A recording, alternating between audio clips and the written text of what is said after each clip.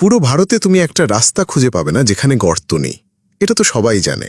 কিন্তু একটা রাস্তা আছে যেটা আলাদা। পুনে জেএম রোড, জঙ্গলি মহারাজ রোড। শুনে অবাক হবে, এই রাস্তায় টানা ৪৮ বছর একটাও গর্ত পড়েনি। আর মজার ব্যাপার কি জানো? যে কোম্পানি এই রাস্তা বানিয়েছিল তারা আর কোনোদিন আরেকটা প্রজেক্টই পায়নি। কারণ যদি রাস্তা না ভাঙে তাহলে নতুন বাজেট আসবে কিভাবে? সরকারি লোকেদের কামাই হবে কিভাবে? রাস্তা ভাঙলেই রিপেয়ারের টেন্ডার বেরোয়, আর সেই টেন্ডার থেকে সবার পকেট ভরে। এটাই আসল খেলা। ১৯৭৬ সালে রেকন্ডো নামে একটা কোম্পানি ছিল। ২ পার্সি ভাই মিলে চালাতেন। তারা রাস্তা বানিয়ে চিঠি লিখে দিয়েছিল, আগামী ১০ বছরে যদি কিছু হয় আমরা ফ্রিতে মেরামত করব। ১০ বছর গেল, ২০ বছর গেল, ৩০ বছর গেল, ৪০ বছর গেল, কিছুই হলো না।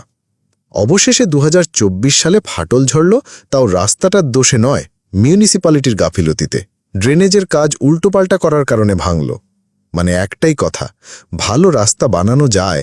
জার্মানি, ইউরোপে ৫০ বছরের রাস্তা আজও আগের মতো আছে। তাহলে ভারতে হবে না কেন? হবে, একদম হবে, শুধু ইচ্ছেই চাই।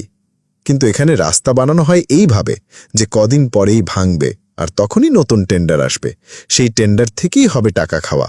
তাই ভারতের রাস্তাগুলো সব সময় গর্তে ভরা। সব খেলা একটাই, টাকা, টাকা আর টাকা।